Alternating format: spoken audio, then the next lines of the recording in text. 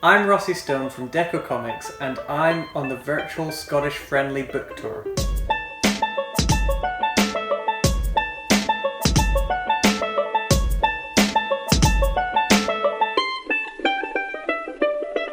I would like to tell you a story. So, when I was at school, I struggled with a lot of school subjects. I was rubbish at pretty much everything. When it came to maths, English, science, history, I would have had both my hands up for most boring and most difficult. I was good at art, I was good at creative writing, and I was good at drama. I was good at all the things where I could use my imagination more and there was less of a right and wrong answer. But when it came to most of those other subjects, I was falling behind. I was finding it hard to pay attention in class. I was always getting low grades and always last to finish my writing. It was just really difficult, and because I found it all difficult, I found it boring, and I associated schoolwork with just boredom and negativity because that seemed to be the experience I was having all the time. I just wasn't having a good time. And this kept on going throughout primary school. And what I found difficult was, just to explain it a bit more, was I found it difficult to use words. I found it difficult to absorb information from words and learn from words. Don't get me wrong, I could read. I knew what words meant and all that stuff, but I would so often get to the end of a sentence and realize, I don't know what I've just read. I understand the words, but the information hasn't gone in yet. I have to read this again. And sometimes it would be even harder the second time than it was the first time. It was the same with listening in class. I'd be trying to pay attention to the teacher and follow what she was saying while also understanding what she was talking about. It just felt really hard. I would fade off into daydreams and then snap out of it, then try and catch up with what she was talking about now while also trying to remember what she was talking about before I phased out. The game was a bogey. And it wasn't until I got into secondary school, I was about 12 years old at the time, I got diagnosed with dyslexia. And this was actually a huge weight off my shoulders. I felt, that's what's happening. It turned out that my dyslexia was quite a mild form compared to some. The words weren't jumping around for me or anything, but I had a difficulty with processing information. Reading it was one thing, absorbing it and understanding it was another. It could sometimes take me an hour to read 2 pages of a book, if that, and that was all down to this processing difficulty with my dyslexia. So I got extra time in exams with secondary school. I had a very supportive secondary school. I got some support. I got taught how to use mind maps and the highlighting technique, all these things. None of it really helped. It was all appreciated, but it didn't help me personally. I know it works for some people, but my mind maps personally became a mind mess. I really wasn't using them in the right way and wasn't taught the right way to use them. My highlighting technique, most of the page would end up being highlighted, because when processing information is part of the difficulty, how am I supposed to find the key points in the first place? That's what I was thinking to myself. And the extra time in exams was great, but I was still not finishing in time and I was still getting bad grades. And because it wasn't just taking me a long time to read it, it was also taking me a long time to understand the questions and understand what the questions were asking me to do. And I was misunderstanding them all the time. The processing difficulty affected a lot more than just speed. So eventually I got really fed up with this because I was working really hard on my revision, throughout third year and fourth year, when I was about 15 and 16 years old.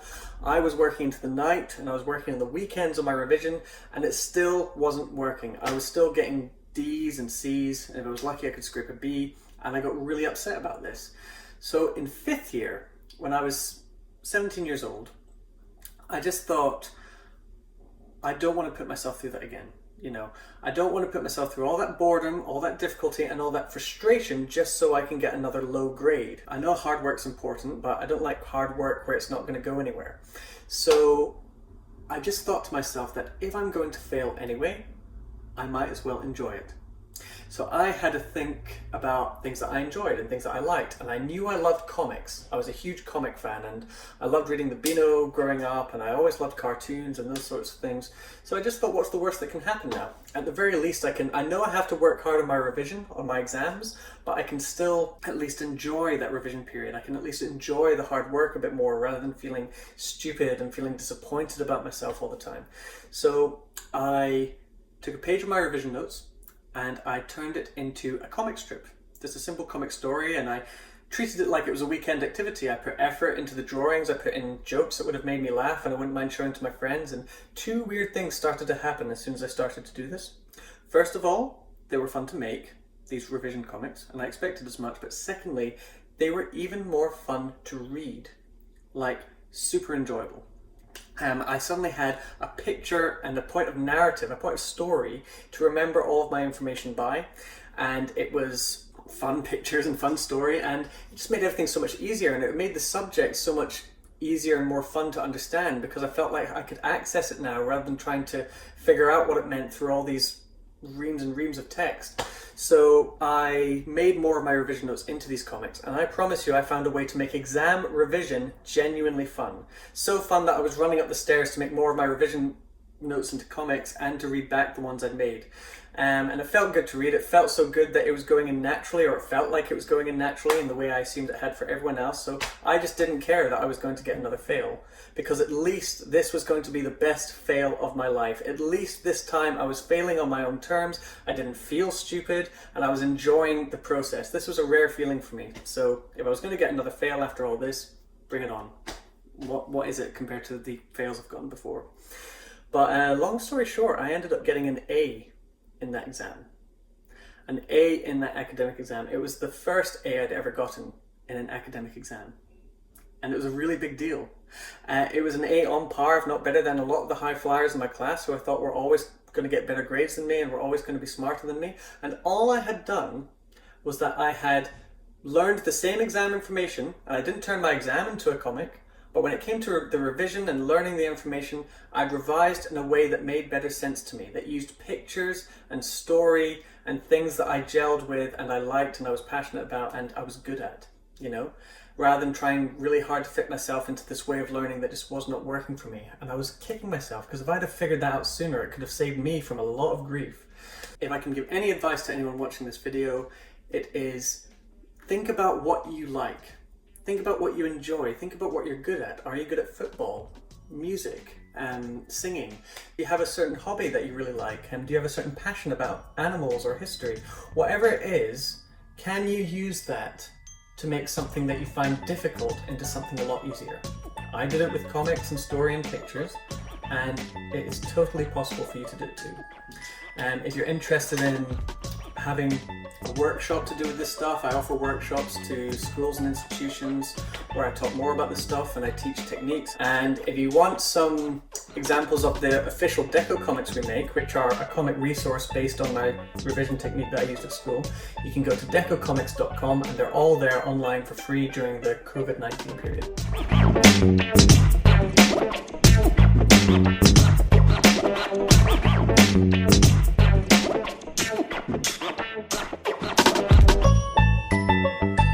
I am going to give you a quick video of some fun and easy techniques to use drawing to help you with your times tables. I'm just going to start with one that I use in a lot of my workshops. It's very, very simple.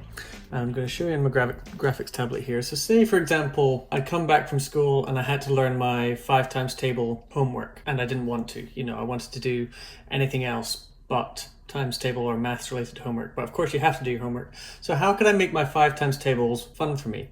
Well, I know that I love drawing, and I love drawing pictures, and I've always loved cartoons. And so the first thing I would probably draw to make my 5 times table homework fun would be to draw a cartoon face.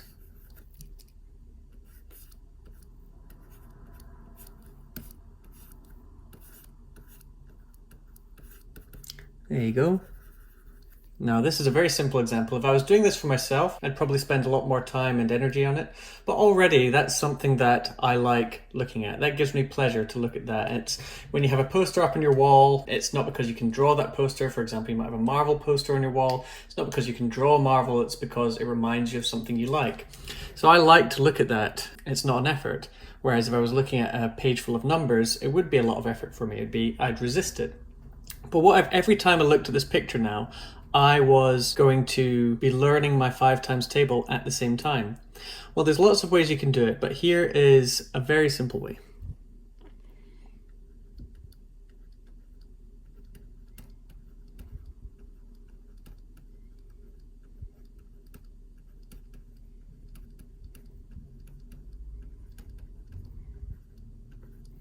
Simple as that. I've tattooed the numbers on his face. And now I've got a picture that I really like looking at, and I'm happy to hang that up on my wall, but I'm also going to be learning the very thing that I was resisting beforehand.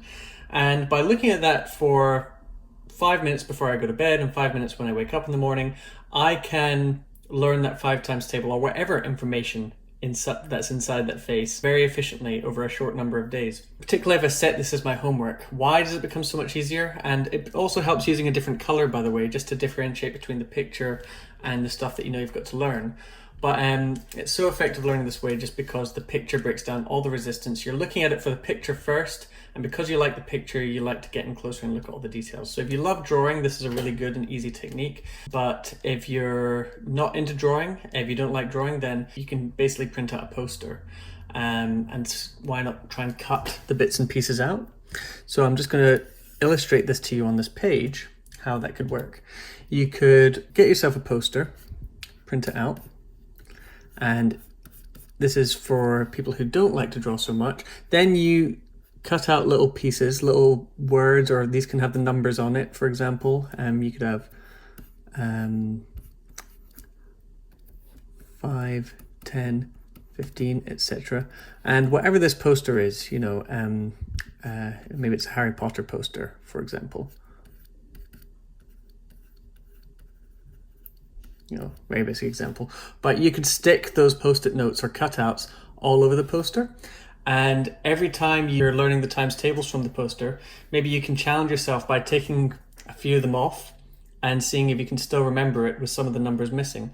And that's quite a fun activity, and you still get the benefits of using a visual to help you get interested in the work and also have something to engage you with, but you don't need to be the one drawing.